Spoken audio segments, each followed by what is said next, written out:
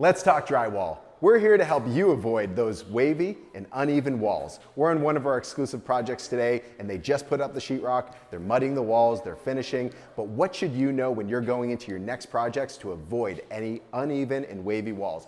Well, look at the corners. Ask your contractor, are they putting on corner bead? What are they doing in the finishing process? How many layers of mud? What's the finishing process? There's nothing worse than going into a completed project where you're installing furniture, you're hanging cabinetry, you're putting in all the finishes. I've gone into homes where you see a beautiful credenza and the top of it is further away from the wall than the bottom.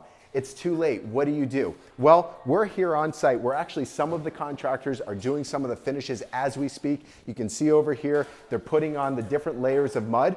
But what should you know when you're looking at other finished projects? Do the corners line up perfectly? Are they even? Is it level? Are the walls level?